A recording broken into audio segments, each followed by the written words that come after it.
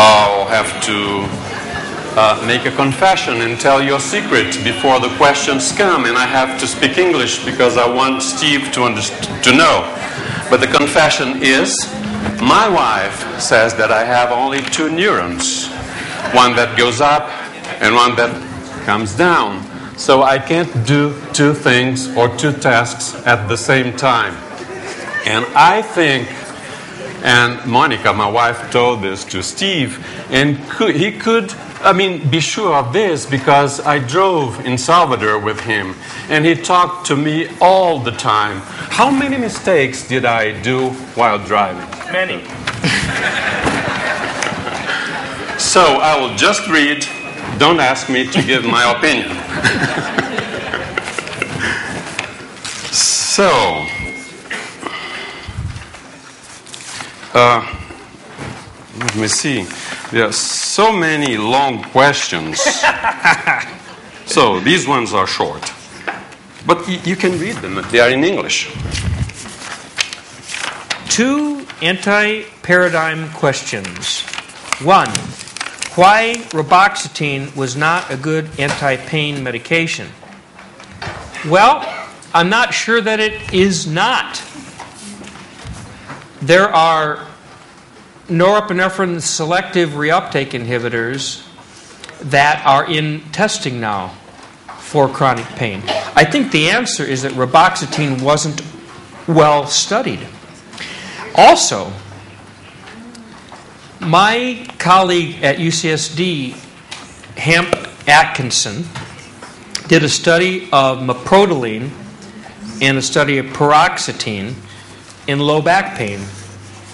And he showed with two replications that paroxetine was not effective and meprodoline was effective. So you could say it's a tricyclic and it wasn't norepinephrine, and reboxetine would be a better test of that. But I have seen data from animal studies. You'll see after the break, if you give reboxetine to a rat or SSRI to a rat, in pain models, the reboxetine will work and the paroxetine will not work.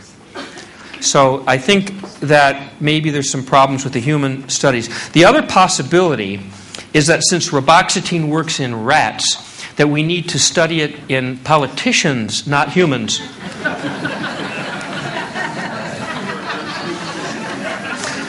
Because politicians are not humans, they're rats. Are SSRIs better than SNRIs for gastrointestinal experience of pain because of the peripheral 5-HT receptor in the gut? Maybe, maybe not. I mean, as you know, 5-HT3 antagonists are good for some of the, at least the nausea and diarrhea of some cases, but maybe not for pain. Nausea and diarrhea, yes. Vou ler a primeira pergunta em português. Por que a carbamazepina funciona na dor neuropática e no transtorno bipolar e na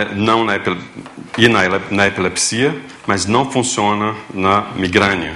Ou seja, e por que o ácido valproico funciona na migrânia e no transtorno bipolar, mas não funciona na dor neuropática? So, why carbamazepine works in neuropathic pain and in the bipolar disorder and epilepsy, but doesn't work in migraine? And a second question, why valproic acid works in migraine and in bipolar disorder, but it does not work in neuropathic pain? I think the short answer is I don't know. The long answer is that of the 9 sodium channels, it appears that carbamazepine works on 3 or 4. Topiramate works on some of the same, but 3 or 4 different, and the same thing for valproic. So, although I say sodium channel, it doesn't work on all sodium channels, and I believe it's subtype selective differences that are also causing side effects, because there are different side effects with these medicines as well. Carbamazepine is more sedating, let's say, than oxcarbazepine. And that's probably because different subsets of sodium channels are being blocked. I think that's the answer. Okay. This one? What about pain memory? Is it possible to sensitize the hippocampus?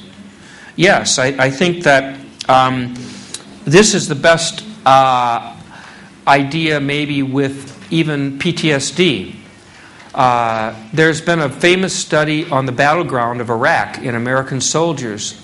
You may have seen it in the New England Journal of Medicine 1 or 2 years ago.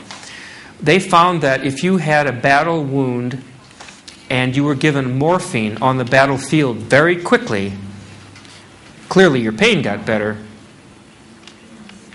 If you were, though, a soldier where there was delay in getting you morphine, you suffered pain for a longer period of time. The people who got delayed morphine got much more PTSD than the people who got immediate morphine.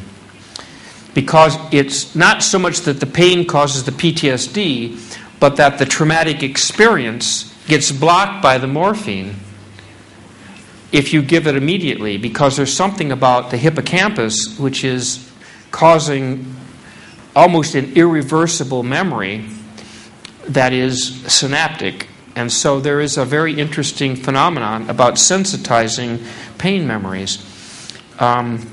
And it could well be in the hippocampus. And of course, there are painful emotional memories too. I mean, they're metaphorical pain, in terms of the pain of losing my love or my Porsche, whichever is the most important to me. But pain is pain. There are other spinal cord pathways of pain, posterior funiculus. Boy, fancy answer. Are these pain pathways descending also using serotonin and norepinephrine? I do not believe so. I'm not a neuroanatomist, but I believe there are descending fibers directly from the raphe and locus coeruleus, but I believe they are not in the posterior funiculus. Any idea of why some depressed patients have a kind of analgesia instead of hyperalgesia? Well, it may be possible that they're activating their pain pathways and they don't know it. I mean, Indian meditation can activate all sorts of pathways. And in fact, meditation is one of the best treatments for pain of cancer. And this is probably activating these pathways endogenously. This would be the theory anyway. I've been told that we should stop here. We'll We'll take more questions at the end.